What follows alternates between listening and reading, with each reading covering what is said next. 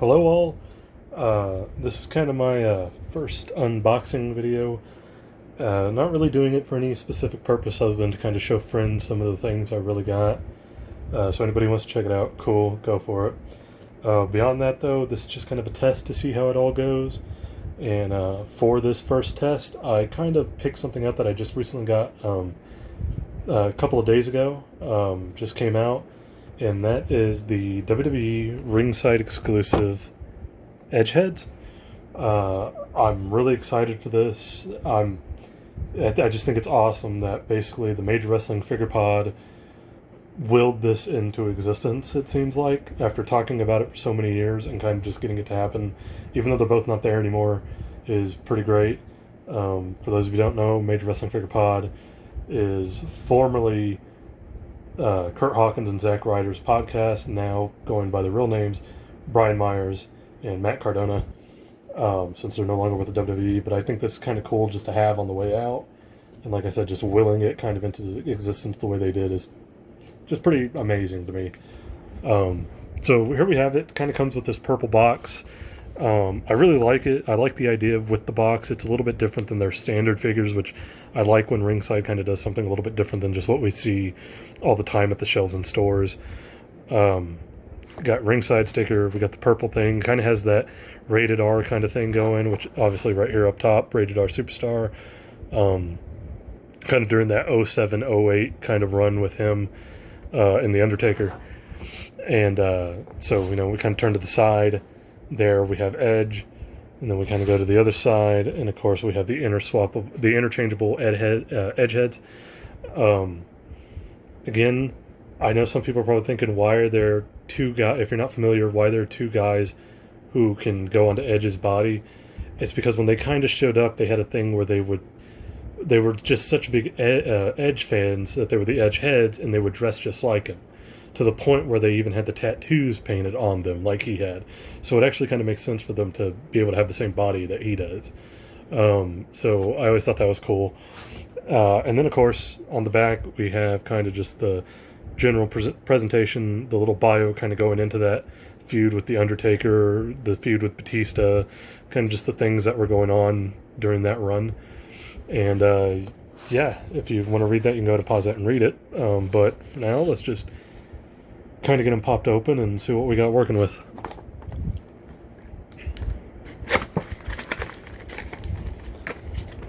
I like the box to the point where I probably will keep it, even though I'm going to take the figure out and display them.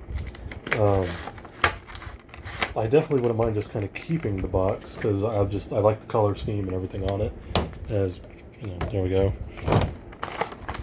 Oh, this is kind of neat. I didn't expect this. Kind of go into that in a minute. Let's just kind of get that. It's kind of like a diorama type of thing if you unfold it.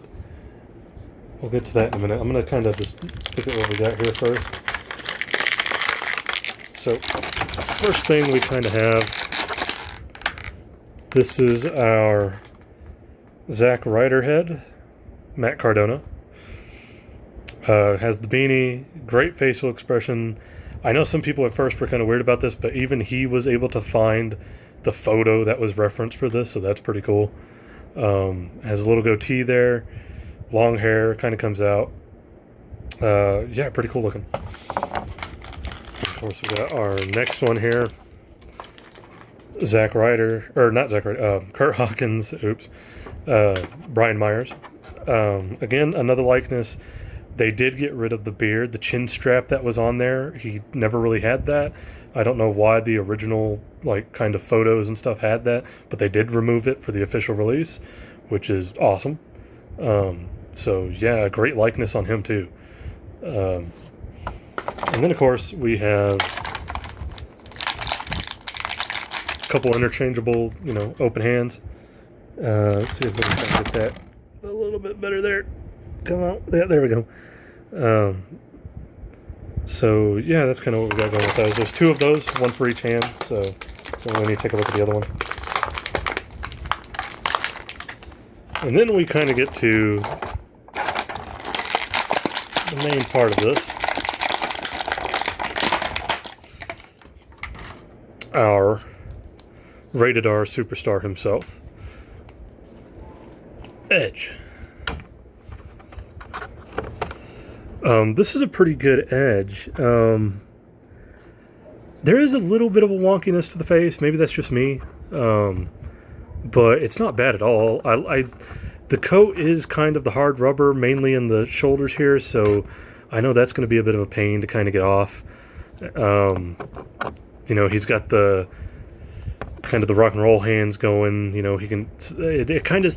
I wish you could have the coat and have the hands go up for the pose. That would be great, but because it's this kind of hard plastic coat, it's just probably not going to really be able to happen. That kind of stinks, but beyond that, the figure itself is still great. He's pretty good, pretty tight on the joints. There's that. I probably won't pop off the head for this and exchange it. I'll probably kind of try to display them kind of at the base, kind of give it like a, you know, just kind of a simple, well, that didn't work because hair's too long, kind of thing like that going, you know. I probably won't really interchange the heads, especially because the coat just seems like a bit of a pain to get off, and, you know, I kind of would just keep that with Edge, kind of keep him as is, maybe interchange the hands, since I can't do the pose quite right. And that's kind of my only real gripe, really, is it's a great figure, you know. And actually, the more I look at the head, the less I'm bothered by it.